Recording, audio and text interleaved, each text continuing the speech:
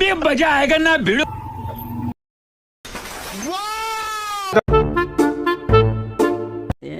प्यारी समझ गई।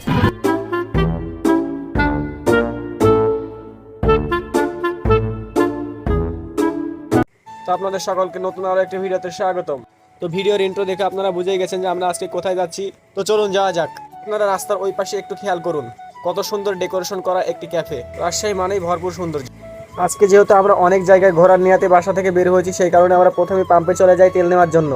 পেট্রোল পাম্পে অনেক ভিড় থাকার কারণে আমাদের তেল নেওয়ার জন্য কিন্তু অনেকটা সময় লেগে যায়। অনেকক্ষণ যাবো এখানে লাইনে থাকার পরে শেষ পর্যন্ত আমরা তেল নেওয়ার সিরিয়ালটা পেয়ে যাই। তো তেল নেওয়ার পরে তাড়াতাড়ি টাকা পয়সা দিয়ে আমরা এখান থেকে রওনা দিই। তো আজকে রুয়েটের সম্ভবত কোনো একটা প্রোগ্রাম ছিল, যার কারণে এত রাত্রেও এখানে অনেক ভিড় ছিল। তো আমরা দেখছিলাম এখানে ছাত্রছাত্রীদের সাথে তাদের গার্জিয়ানও ছিল।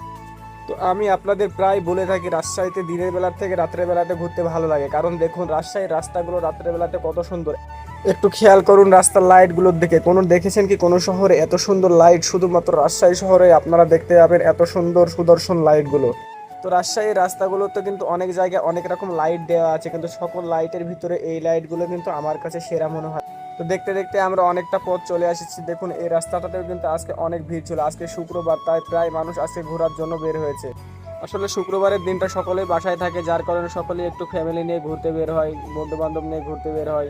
পুরো সপ্তাহ জুড়ে মানুষ অনেক কাজকামের ভিতরে ব্যস্ত থাকে, যার কারণে শুক্রবারের দিন সকলেই চায় একটু ঘুরতে, একটু ভালো সময় কাটাতে, এই আর কি। এই জন্য সকলে শুক্রবারের দিন ঘোরার জন্য বের হয়ে যায়।